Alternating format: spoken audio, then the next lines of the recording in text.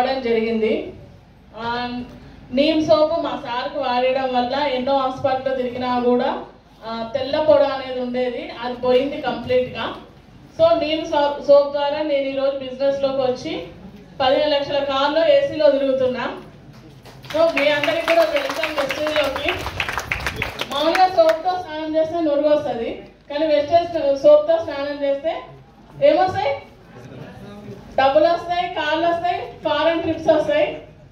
మా సార్ని మన థాయిలాండ్ పంపించిన, గోవా పంపించిన, 15 లక్షల కార్లో ఏసీలో ఇద్దరం తిరుగుతున్నాం.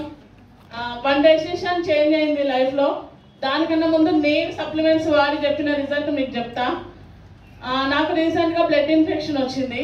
అంటే చల్లగా ఐస్ క్రీమ్స్ తిన్నా, ఏసీ కింద ఉన్నా కంటిన్యూస్గా దగ్గు రావడం జరిగింది. అయితే చాలా హాస్పిటల్కి వెళ్ళినా, అంటే బేసిక్గా మనకి ఏంటి ప్రాబ్లం అని తెలుసుకోవడానికి వెళ్ళిన వెస్టేజ్ సప్లిమెంట్స్ ఉన్నాయి.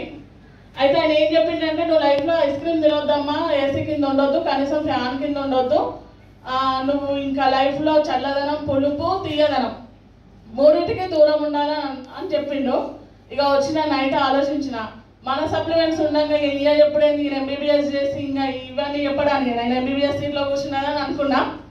ఇక తెల్లారి రెస్పోకేట్, flax oil, amla, ganoderma, seabuckthorn food patches వేసుకున్నా. నిన్న కూడా రీసెంట్గా స్ట్రాబెర్రీ ఐస్ క్రీమ్ తిన్నా ఏసీలో. నిన్న మొత్తం జర్నీ చేసిన ఫీల్డ్కి, ఈరోజు మొత్తం జర్నీ చేసుకుంటూనే వచ్చిన. 200 కిలోమీటర్స్ నుంచి కార్లోనే వచ్చిన. ఇప్పటి వరకు కూడా నాకు దగ్గు అనేది లేదు. ఏం డిసీజ్ లేని వాళ్ళు దగ్గుతున్నారు ఏంది అని నేను అడుగుతున్నా. సో ఇది వెస్టేజ్కి ఉన్న పవర్. సప్లిమెంట్స్, మన సప్లిమెంట్స్కి చాలా రిజల్ట్ ఉంటుంది. నేను చెప్పేది ఏంటంటే, నమ్మితే నిజం, నమ్మకపోతే అబద్ధం, అంతే. నేను నమ్మిన ఈరోజు అద్భుతమైన లైఫ్ని లీడ్ చేస్తున్నా. మీరందరూ కూడా నమ్మండి, ఖచ్చితంగా మీరు కూడా అద్భుతమైన లైఫ్ని తీసుకుంటారు. ఇక్కడ దీనికి అందరం మనమే సాక్షులం. అందరం వచ్చినాము.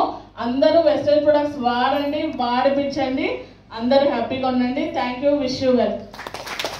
Thank you madam.